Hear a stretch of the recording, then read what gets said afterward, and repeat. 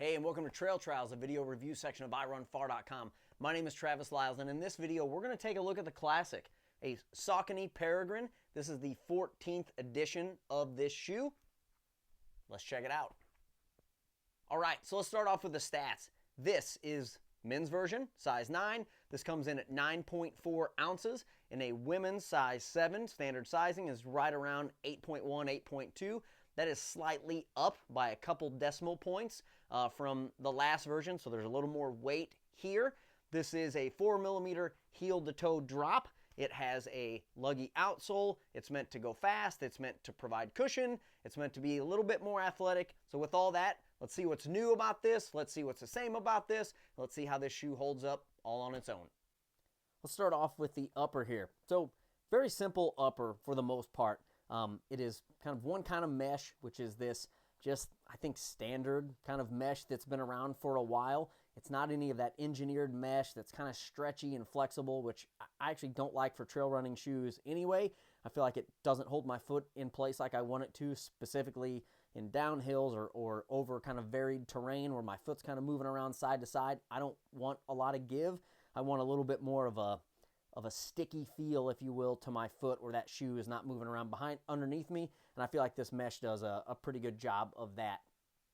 A couple things I'll point out here, some overlays. So here at the toe box, you can see kind of a lot here around the toe box area. This toe box is, I think, a medium fit, so there is enough room for your toes to kind of spread out a little bit, but it's not so narrow that everything's sort of pinched in there to a point. So I'd say this is more of a standard fit than it is a really, really like fast shoe athletic fit. I think of some of the like S-Labs that Salomon puts out that are really, really narrow, really even have a very narrow heel and kind of underneath the arch, which is good for kind of going fast and shorter distance. This kind of rides a nice line between enough width while being sort of an athletic enough fit for longer distance as well as shorter distance. So it can kind of work in a lot of scenarios.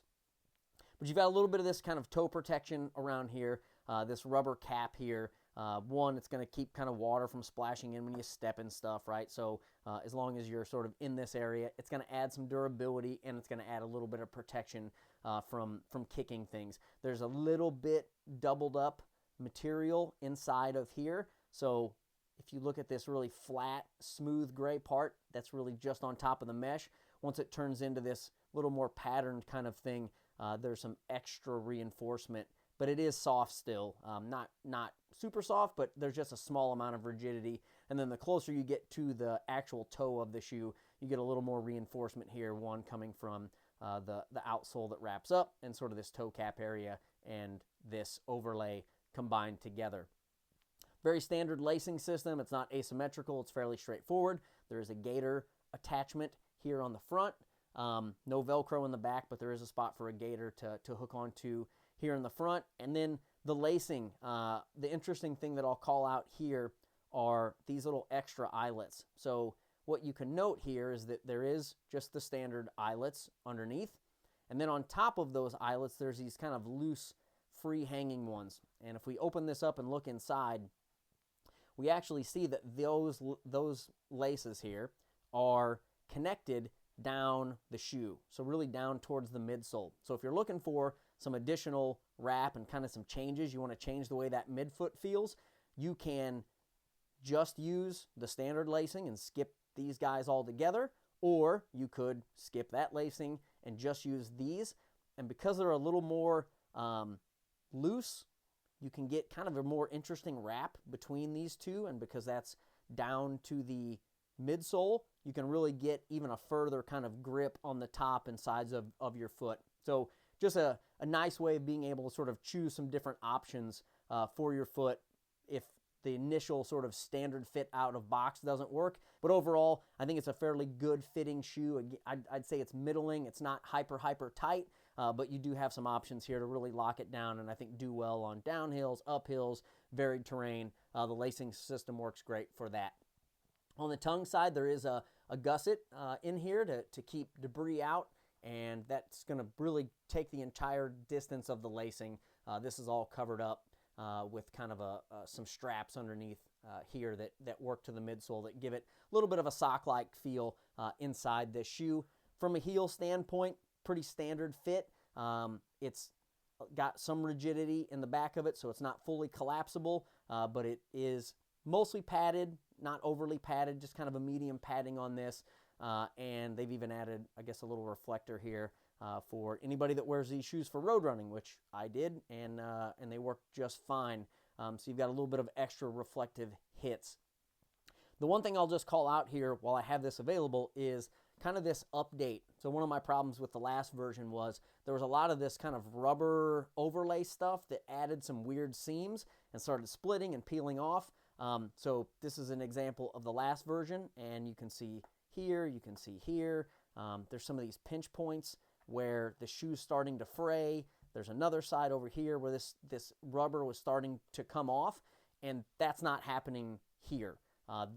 This shoe has about 100 miles on it, and that other shoe started showing signs of that tear down and that breakdown around that same mark. This one doesn't show any of that, so at least at this point, more durable, which is always welcome. Let's talk about the midsole here. So this is using the Power Run, which is a little bit more of a standard type of foam, so basic cushioning. I'd say it's fairly bouncy and rubbery, but for the most part, this is kind of a more basic, kind of middle, not too squishy, not too firm type of foam, and that's all the way around the shoe. So I've always liked this foam. I think it does a good job. I think it actually does really well for trail running shoes because it's got enough rigidity that adds some snappiness, but it also has enough cushion that it doesn't feel like it's a beating to wear it over long extended periods of time. What's interesting, and again, this is something I've called out before, is that the sock liner / insole of this shoe actually uses a different type of foam, and you can see that really visibly here by this kind of styrofoamy look. And this is called Power Run Plus. So in Saucony's more high-end shoes or some of their road running shoes, they actually use this foam, which is more bouncy, more rebound. So this sort of fits in this kind of interesting place of, one, I like this because it is a nice feeling sock liner, which is generally not the case. It's a little bit thicker, so it removes some of that problem where sometimes thin sock liners ball up or roll around. This one's kind of thick. And the other part that's interesting is because this is made out of midsole foam versus something standard, it doesn't have all that pitting. So as I mentioned before, I've got about 100 miles on this, and there's no spots where like my toes have really like pressed into this. So this part of the shoe, I think is a nice compromise of versus putting higher end foam here and making the shoe potentially more expensive or maybe make the feel different. They've put a little bit of investment into the sock liner, added more interesting foam, more bouncy, more rebound foam here, which makes it a little more comfortable, and I think just adds a little characteristic here that would love to see on other shoes. So, and then the last thing here is rolling over to the outsole. So the Peregrine has always been known for this, which are big lugs, toothy lugs, and the same thing exists here where you've got on the outside of the shoe downward facing lugs for traction braking downhill. You've got these other ones for climbing, so these various types of lugs going multi-direction for traction in multiple ways, and they're fairly deep. These are 5mm lugs, so they grip well pretty much in most environments. They're not the stickiest, so sometimes marbly wet or a wet kind of wooden bridge with a little bit of moss or sort of organic matter on the top of it, this can slide around a lot. It's not terrible, but it's not the stickiest. So I think good lug depth, good overall. I mean, it's above average, I think, on the traction side of the house. On dry, on wet, it's just some of those like most sticky environments or slick environments where you're not probably going to get a ton of traction. But again, that's a very specialized shoe that tends to work there. And then on the rock plate side of the house, it's not a standard plastic one. It's sort of this fabric-y. You can kind of, if you get one of these in hand, you can sort of feel it. It's knitted. It's some sort of kind of densely woven kind of tight fabric that's in here. And that adds your protection here in the midfoot. I think for the most part, I have not really noticed a lot poking through in these areas. The middle of the shoe, the back of the heel, those types of areas, yes, because there is no rock plate once you get past really the front part of the foot all the way back. But again, I think most of the time you're sacrificing a little bit of flexibility, a little bit of speed. Kind of feels like a more rigid shoe when that rock plate extends all the way.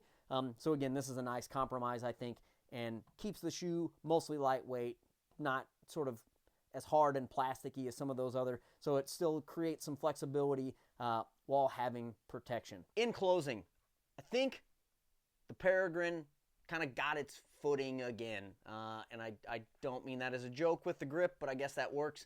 This shoe started out a long time ago as lightweight, low to the ground, grippy, protective, kind of an all-arounder that you could do a lot in while kind of maintaining some speed. Like, I've done a 100-miler in a pair of Peregrines before, multiple 100-milers in fact. So it's a shoe that I feel comfortable talking about and have had a lot of lineage in. There's been some bad versions of this shoe.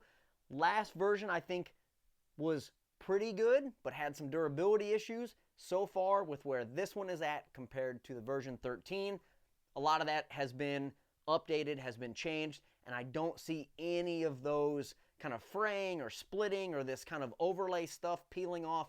So that's all really, really positive. I think the fit, the feel, it covers really a lot of different scenarios. If you want to go fast, this is an athletic enough fit to do that, and it's mostly lightweight, like 9.5 ounces isn't super light, but for the most part, sub 10, you can definitely do some turnover. It's got that light, short stack on it of 4 millimeters, so you're not kind of tipsy and up high, but also has enough cushion where that drop doesn't feel like it's too much, like it's too aggressive. That can happen in shoes that are lower with less cushion.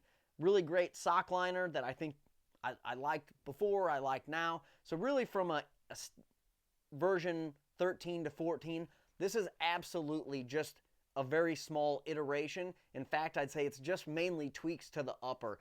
Everything else feels the same. The protection, the fit, the traction, the rock plate, all that stuff is the same. You're really getting a slightly more durable, and I say slightly because I just don't have enough miles on this to say overly durable, but I do know that with over 100 miles on this shoe, it is holding up significantly better. If you're looking for something that can kind of do it all, and you're looking for it in a 2024 price range that's closer to $100 than closer to $200, I think this is a really great option to go for, and one that I really sort of add into the mix quite a bit. So anytime it's muddy and mucky, this tends to be one of the first types of shoes that I grab for. So any questions, comments, leave those below the video. Thanks for watching. We'll catch you next time.